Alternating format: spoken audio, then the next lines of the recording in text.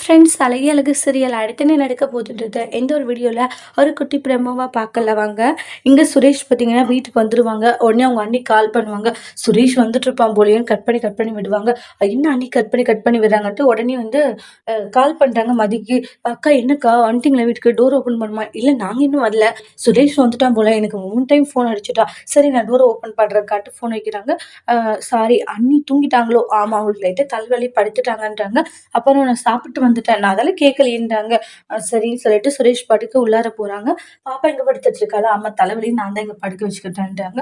சரி ஓகேன்னுவாங்க. அப்புறம் பாப்பா லைட்டா சினுங்கவும் சுரேஷ் போயிட்டு பாப்பா பக்கத்துல தட்டி விடுவாங்க. மலர்றதை பார்த்து செம கியூடா சிரிச்சிட்டு இருக்காங்க மதி. அதுக்கப்புறமா மதியும் பாப்பாவும் படுத்துருவாங்க. சுரேஷ் ஃப்ரெஷ்ஷாக போயிட்டு வந்து சுரேஷ் பார்த்தீங்கன்னா பக்கத்துல படுத்துப்பாங்க. அதுக்கப்புறமா பாப்பா சாப்பிட்டாளா? சாப்பிட்டா அப்படின்னு மதி சொல்றாங்க. அப்படியே மலர், அதாவது நம்ம மதி, நம்ம சுரேஷ், பாப்பா 3 பேருமே வந்து அப்படியே தூங்கிடுவாங்க பாப்பாவை தட்டிட்டு. அதுக்கப்புறமா பார்த்தீங்கன்னா இங்க பயங்கர ஹாப்பியா வந்து பைக்ல வந்துட்டு இருக்காங்க. மலரு நீ சந்தோஷமா இருந்தியா அப்படின்றாங்க. பாக்கியராஜ் ரொம்ப சந்தோஷமா இருந்தேன், நம்ம வீட்டுக்கு போலாம் இப்பன்றாங்க. ஆனா நம்மளுடைய பாக்கியராஜோடைய மனசு ஃபுல்லாவே வந்து ரேவதிக்கு ஏதாச்சும் பிரச்சனை வந்திருக்குமான்னு யோசிச்சு கவலையோடயே இருக்காங்க. அதோட இந்த ப்ரமோ முடிச்சிருக்காங்க. தேங்க்யூ.